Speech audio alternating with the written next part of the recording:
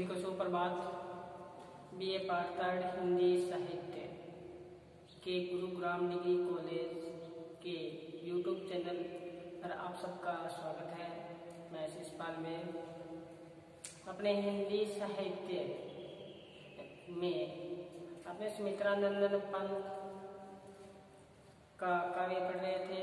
उसके अंतर्गत हमने सुमित्रानंदन पंत के जो काव्य था एक तारा, उस पर हमने गत कालांश में चर्चा की थी। एक तारा। दूसरी रचना थी इनकी नौका विहार और तीसरी रचना थी इनकी मौन निमंत्रण। स्तंभ दोपना में जब संसार चिकित्सित सार तहनादान उत्सव कल्पों का सुकुमार विचत है शिवपन आजाद। ये हम अध्ययन करेंगे इसके बारे में। इससे पहले एक तारा, इसके हमने कल चर्चा की, बताया कि नीरव संध्या में प्रशांत डूबा है सारा ग्राम प्रांत, कि संध्याकालीन प्रकृति में शांत वातावरण में बैठा हुआ कवि एक चिंतन कर रहा है। उसके अनुसार सारा जो गांव है, प्रांत है, वो परिवेश है एकदम क्या है, शांत है। शांत परिवेश में वातावरण में सारा डूबा हुआ है। और संध्या के समय पक्षी अपने घोंसलों में बैठे और शाम के समय पशुओं के पैरों से उठने वाली धूल और पक्षियों की जो आवाज है वो शांत हो चुकी है। और सब जगह धुंधलापन था मार्ग में, अब वो शांत हो चुका है। अब सिर्फ एक आवाज आ रही थी, वो झिंगुरों की, वो हृदय को चीर रही थी। ये यहाँ तक हमने चर्चा की थी। तो अब हम इनके आगे की जो है उस पर करें एक तारा की। तो साथ में बोलते अंकित करें, साथ में आप उसको अपने रजिस्टर में उतारें। तो चलिए आगे बताया। अब हुआ संदेह, अब हुआ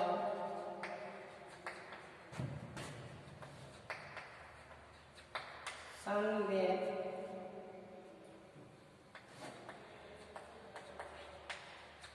सवर्णा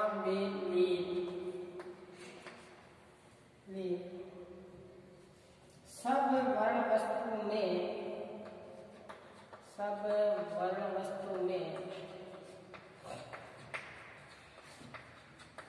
वर्ण वस्तु में विषमहीन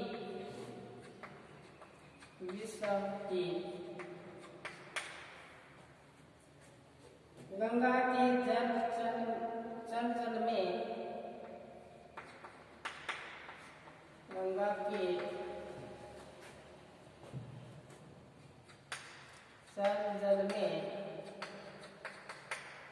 जल में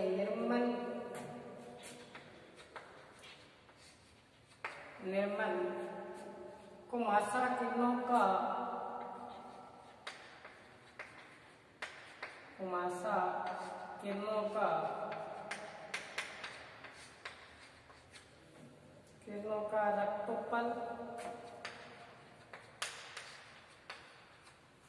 रक्तोपल है मूंद चुका अपने मृदुदल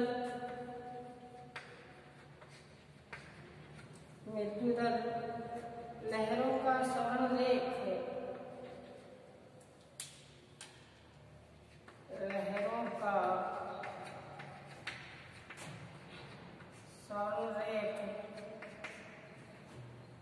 सुंदर पड़ गया नील,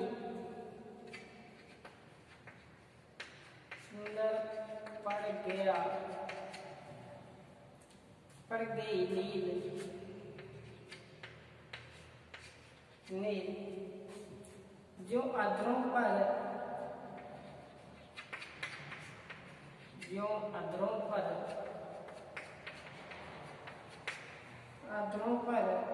अरुणाई पत्थर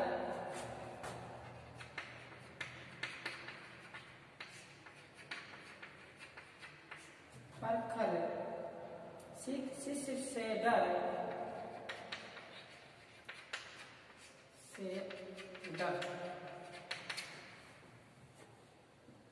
ये एक बार आपने इतने ही इस पे अध्ययन करें।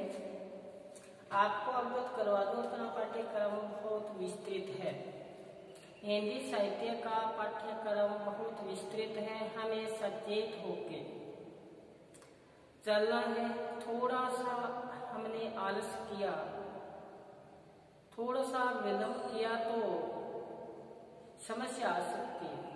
ये मैं पहले ही आपको अवगत करवा रहा हूँ कि हिंदी साहित्य आधुनिक काव्य है। ये फाइनल का आधुनिक काव्य के अंतर्गत संभोग काफी बड़ा एक लघु काव्य है और उस निबंध है वो भी हमें पढ़ने हैं अभी तक। ये आपके तो फर्स्ट बुक की चल रही है अभी तक, तो आप साथ साथ में चलें। जो आपको यहाँ करवाया जा रहा है एक दिन पहले पढ़ें थोड़ा, तो और भी अच्छी समझ में आएगी। एक आगामी नहीं चल सको तो साथ साथ में तो चल ही सकते हो। आपके पास समय है तो आप निबंध नाखून क्यों बढ़ते हैं करो, ये जो निबंध है आपके ये पढ़ लो। मैं सदैव कहता हूँ कि लगे रहो, अपना जो पाठ्यक्रम है उस पर विस्तृत चर्चा करते जाओ, साथ साथ में अपने रजिस्टर पर अंकित करते जाओ। जैसे प्रगतिवाद, प्रयोगवाद, छायावाद, उनकी परिभाषा याद कर लो। कभी छायावाद की, कभी रस कर लिया आपने, तो करते रहोगे धीरे धीरे ही सही तो अपने मंजिल तक मिल जाएगी। थोड़े सा आलस किया तो समस्या है। वो कहते हैं मन जाने सब बात जानती अवगुण करे, काहे को कुशलात का दीपक कुएं पड़े। मन सब बात जानता है कि हमें पढ़ना है, लेकिन जानबूझ कर नहीं पढ़ते। फिर तो वो बात है हाथ में दीपक लेकर कुएं में पढ़ने वाली बात है। तो ये बात मैं आपको बार बार फिर बीच में आपको प्रेरणा दे रहा हूँ कि आप साथ साथ में तैयारी करें तो आप आगामी जो हम है सुखी से रह सके। आप 2-3 साल मेहनत कर लिए, आगामी सुखी में जीवन व्यतीत करोगे। अब मन के हवाले हो गए तो फिर समस्या। तो चले हम पढ़ रहे हैं सुमित्रानंद पंत, और पंत के ये प्रकृति चित्रण में हमने पढ़ रहे हैं कि एक तारा के अंदर बताया। पहला पद पढ़ लिया, ये दूसरा। अब हुआ संदेश सब वर्ण वस्तु में विषमहीन, गंगा के जल में निर्मल, कुम्हासा किरणों का रक्तोपल है मूंद चुका अपने मृदु दल, लहरों का सवर्ण रेख सुंदर पड़ गई नील, जो अधरों पर अरुणाई पखा शिशिर से डर। तो कवि ने क्या बताया, अब हुआ संध्या स्वर्णालीन। तो कवि कहते हैं कि संध्या के बाद रात्रि के अंधकार का प्रसार का चित्रण किया गया है कि संध्या के बाद जब रात्रि आती है उसका जो अंधकार होता है उसका यहाँ पर चित्रण किया गया है। तो कवि क्या कहते हैं कि संध्या ढल जाने के बाद सवर्ण आभा एकदम क्या हो गई, अब एकदम क्षीण हो चुकी है। हीन का मतलब क्षीण हो चुकी है, सवर्ण वस्तु में हीन। और पहले जैसे संध्या होती है तो ये जो प्राकृतिक परिवेश है ये कैसा लगता है, सवर्ण भी लगता है। और अब क्या है वो हीन हो चुकी है। सभी पदार्थ एक रूप में ही क्या हो गए, विलीन हो गए। जहाँ भी देखो वहाँ क्या है, अंधेरा ही अंधेरा व्याप्त हो गया। संध्या के बाद की स्थिति का बारे में बताया यहाँ पे। तो अब हुआ संध्या सवर्ण विलीन, अब सारी वस्तुएं एक वस्तु में वर्ण में लीन होगी। वो कौन सी, अंधकार में। फिर इसके बारे में गंगा के बारे में बताया, गंगा का जो जल है वो कैसा हुआ है। तो इसके बताया गंगा के जल में निर्मल कुमासा किरणों का रक्तोपल रक्तोपल। आगे बताया है मूल चुका अपने मृत्यु दल, उस समय गंगा नदी के अचल जल में मुरझाई हुई लाल किरणें अब क्या हो गई है, रक्त कमल के समान, रक्तोपल से रक्त कमल के समान लगने लगी है। और रक्त कमल अपने कोमल पत्तों को क्या कर चुका है, समेट चुका है मूल चुका अपने मृत्यु दल, अपने जो कोमल पत्ते हैं उनको क्या कर चुका है, समेट चुका है। और आगे बताया कि लहरों का सवर्ण वेग, गंगा नदी की जो चंचल लहरें हैं वो सुनहरी रूपी रेखा ऐसे लगने लगी, उसमें सुनहरी रूपी रेखा इस प्रकार लगने लगी जैसे नीले अधरों पर लाल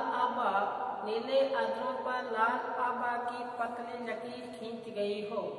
क्या सवर्ण रेख एक लंबी लकीर खींच चुकी हो, वो फिर कौन सी, कि लालिमा अधिक होने से वो क्या बताए, लालिमा अधिक होने से सर्दी डर कर कहाँ आ गई है, अधरों पर। सर्दी कहाँ आ गई है, अधरों पर। अनुनाई पर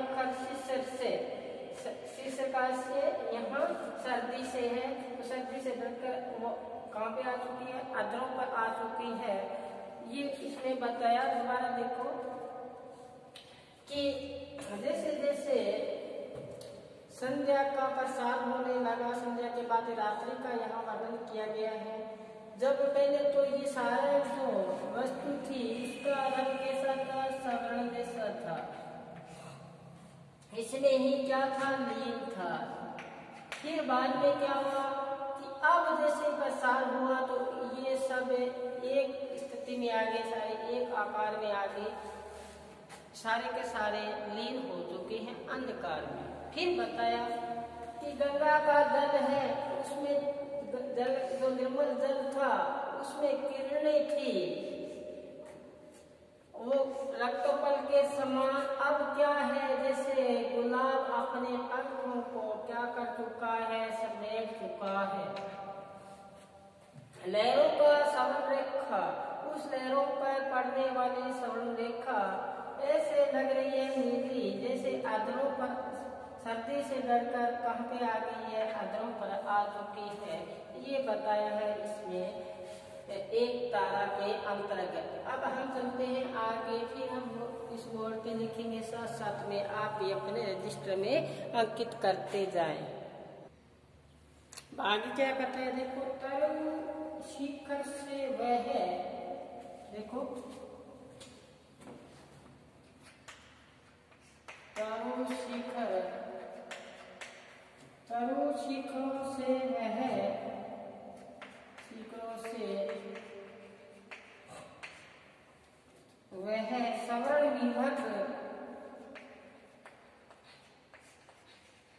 विहग उड़ गया खोल निज, उड़ गया खोल निज अंक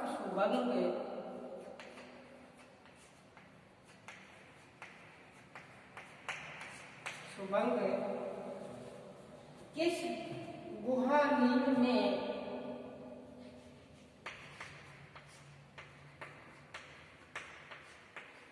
गुहा नील में किस मग्न, का से रास्ता, नील का से घोंसला, गुहा का से गुफा, और विहंग का आश्य पक्षी। आपको मैंने फिर एक बार सचेत कर रहा हूँ, जितने प्रावाचिक शब्द है धीरे धीरे 2-2-3-3 ये आप रोजाना याद करो, तो आपके शब्दों में भंडार हो जाएगा। आगामी हमें भी जैसे कंपटीशन का पेपर होगा, पटवार का ले लो चाहे एनडीसी का ले लो, कोई एग्जाम ले लो आप, उसमें आपके ये काम आएंगे। शुभ काम में फिर आप देरी मत करो, साथ साथ में याद करो, साथ में हिंदी में भी ये आपके काम आएंगे। तो ये आपको तो भी कहता हूँ, तलवार से पेड़, शिखर से ऊंची चोटी। आगे देखो, मृदु शकुनों में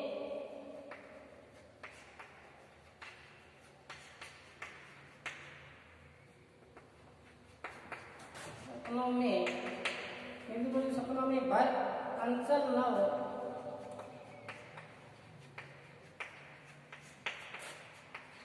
नव नीर नीर कोमल कोमल